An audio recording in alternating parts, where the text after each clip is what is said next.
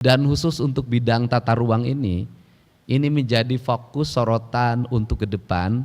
Kita bisa mengambil pembelajaran dari kasus yang terjadi hari ini, di mana hujan yang hanya 20 sampai 30 mm sudah menimbulkan banjir yang luar biasa.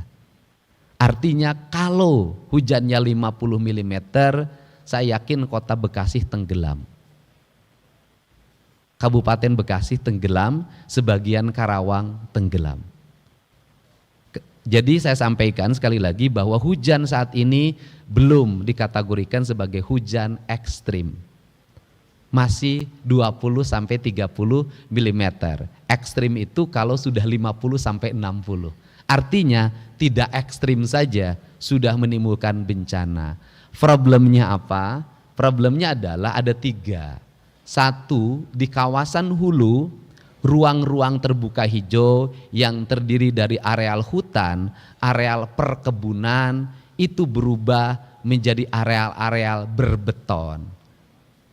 Konsep ekowisata yang dikembangkan oleh PTPN mengalami penyimpangan, karena ekowisatanya harusnya begini, kalau ekowisata perkebunan teh maka kebun tehnya dipertahankan dan tetap ada. Bangunannya kecil-kecil. Yang sekarang terjadi adalah ekowisata perkebunan teh, kebun tehnya dibabat, diganti dengan bangunan.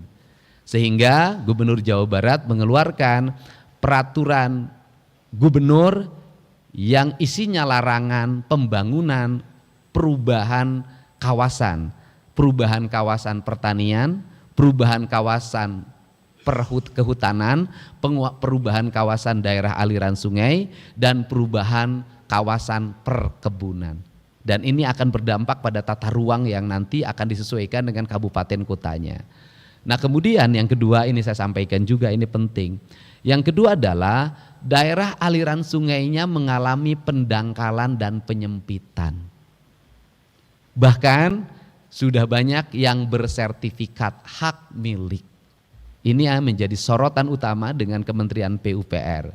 Kemudian yang berikutnya adalah banyak sekali perumahan-perumahan yang dibangun di atas sawah produktif dan berada di tengah sawah dan berada di pinggir sungai, sehingga wajar kalau ada rumah yang terendam sampai gentingnya.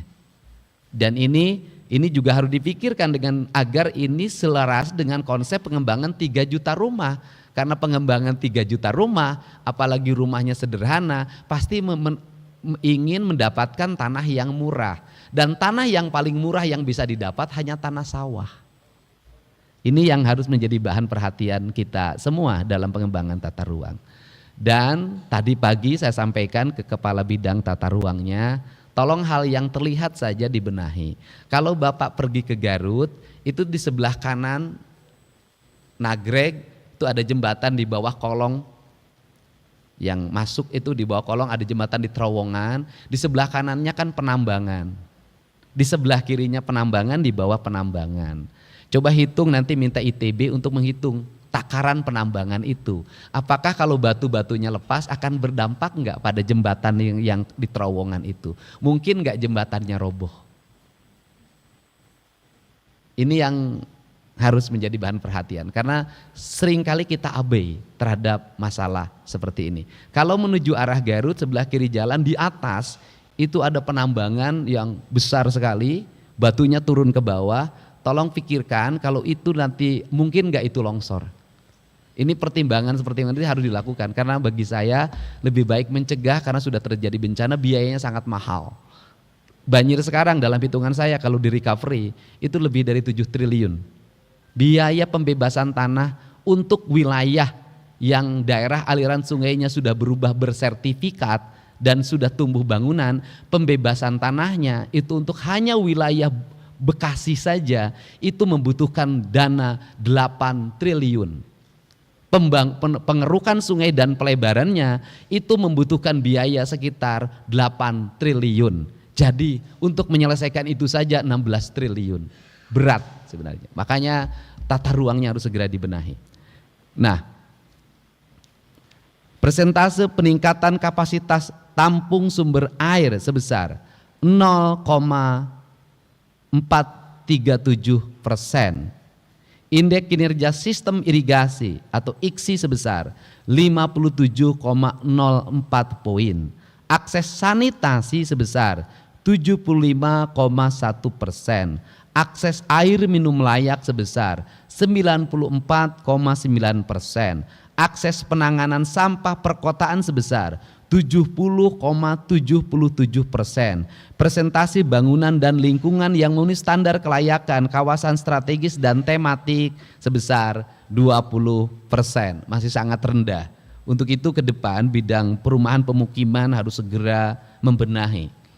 Presentasi bangunan gedung yang memenuhi unsur penyelenggaraan bangunan gedung sebesar 95%. Urusan perumahan rakyat dan kawasan pemukiman ditunjukkan melalui 1.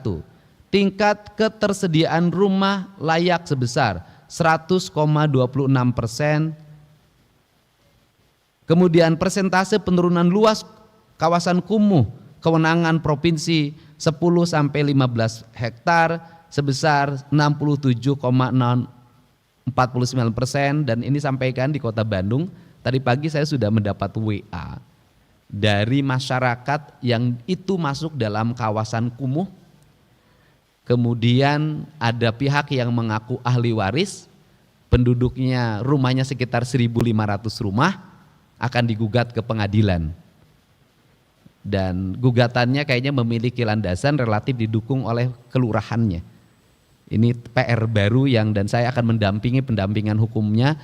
Mau lari kemana kalau kemudian itu tanahnya diputuskan oleh pengadilan menjadi milik perorangan.